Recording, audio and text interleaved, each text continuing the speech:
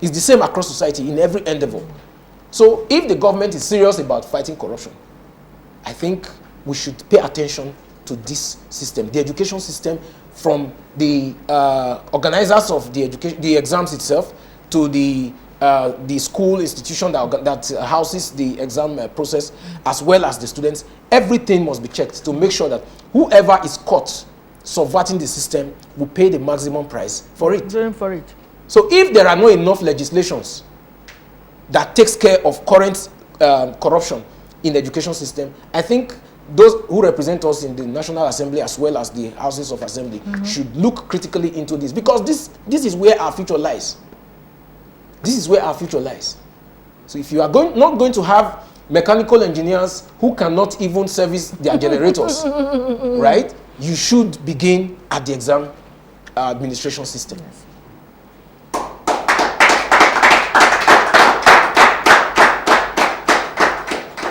The last one, sex for grade.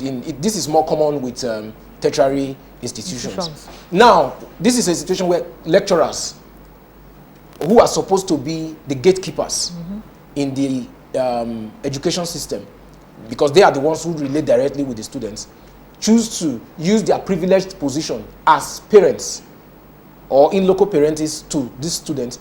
They begin to subvert that privilege for personal gains, either by way of collecting bribes or asking for sex from the female students. This has discouraged a lot of students from working hard. It has discouraged them from reading. It has discouraged them from doing their exams the way they are supposed to do. Now, what I think should be done is to also ensure that the penalties, the sanctions of being caught is huge enough. It's not just enough to find someone who has been involved in this malpractice as a lecturer, then you try them behind the camera or behind the scene and ease them off easily. No.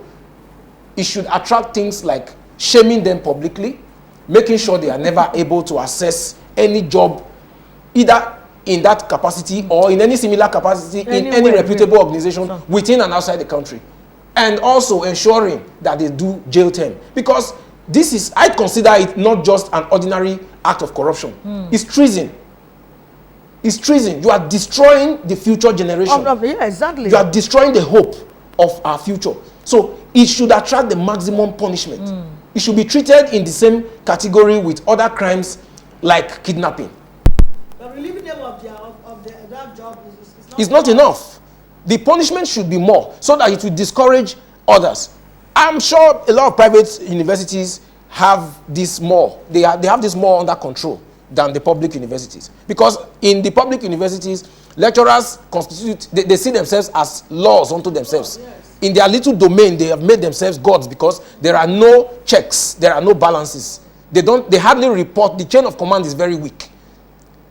So even when you go and complain to another lecturer and say, hey, this man is harassing me, at the end of the day, the person you are complaining to might just be another predator. So you are in a web. They keep passing you from one person to another. So it's a big mess, which I believe those who are minding the administration of the school system should pay more attention to.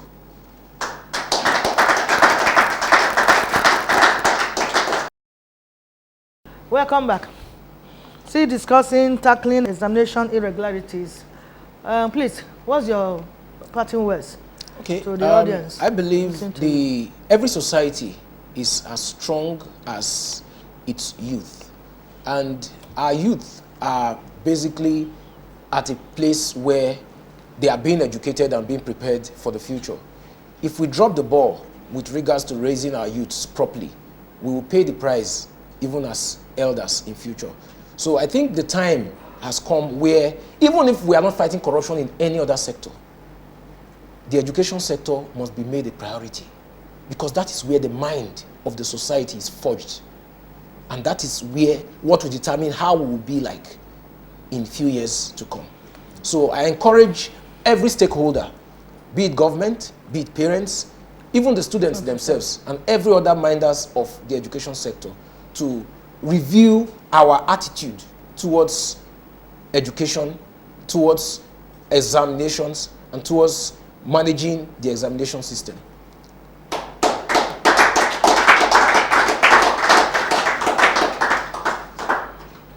Thank you very much. He has said it all. A word is enough for the wise, they say. We don't need to repeat ourselves, but we know, and I also believe that those in government know that education really is something you have to take seriously. And then, based on the words of our guests, we really need to be serious about education because that's where our future lies. Having said this, I want to thank the production crew for a job well done, the audience here and the viewers at home, our guests too for having time to be with us in this program. Also to say big thank to the executive producer and our sponsors, Micro Investment Support Services Limited, TDS High Tech, Orange Insurance Brokers Limited, Orange Printing and Publishing Limited, Life Action Plus, Gozi Microfinance, Micro Insurance Company, and few others. I want to thank you for your support so far. And finally, I invite comedian MC Sheikh D to sign out this program. Join us next week for another edition, same time, same station. Please stay safe. Vivid View, say and do it.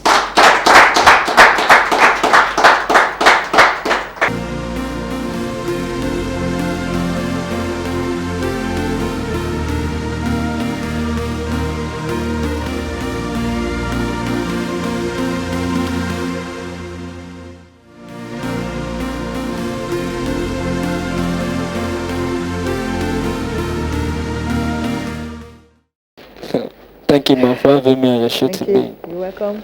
So you all know that this country, it don't hard very well. And the state of living in Lagos, you they live for Lagos. Now occupation already, you don't live in Lagos, you don't get work. You don't need another work. You know easy. Now live for Lagos, first you go wake up around 4, you no get where they go enter bedroom, queue, line up, bath. Do everything, rub cream, carry back, reach bus stop. Now when I reach bus stop, go remember, say, God, I never get work. Go walk out, go back again. Repeat the same thing, the same day. You know easy though, Lagos, he hard. Now yesterday, one motivational speaker for our side, the guy commit suicide. They say, wait till I put nobody to advise her. A whole motivational speaker, they find advisor. I said, the country read very well. Not be the one where all this my pastor for Kuku. My pastor for Kuku. Every time anything will happen, I think they do prayer point. Now so one woman can't give testimony, say his husband, the light shock her, they increase the salary for work. And now start prayer point. Everybody, pray that the electrocution of the Lord should electrocute me.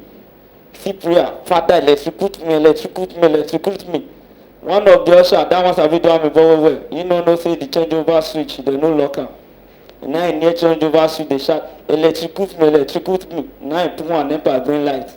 I see put one NEPA green light, now I just got the now from back, now pastor shout, oh, the anointing is working. Somebody make some noise for the Lord. I said, this country entirely, we need to be talking. They say education is the key, but we don't know where our government put the padlock. Now where we don't know be that, we don't know where they keep the padlock. Because they say now the key be that. But you have to go to school. Most of us they say school na scam, school no be scam. No. I don't they talk, if they want to do exam, no need of this paper where they bring. Make they bring Ogun everybody swear. Do you understand or not? I swear I understand. Because no malpractice go happen. But just bring Ogun come and swear, do you understand this your cause? I swear I understand. Go see say nothing like say examination for malpractice for Nigeria. But now here I go to drop mic for today's show. My name is MC Shady, and now thank you for having me.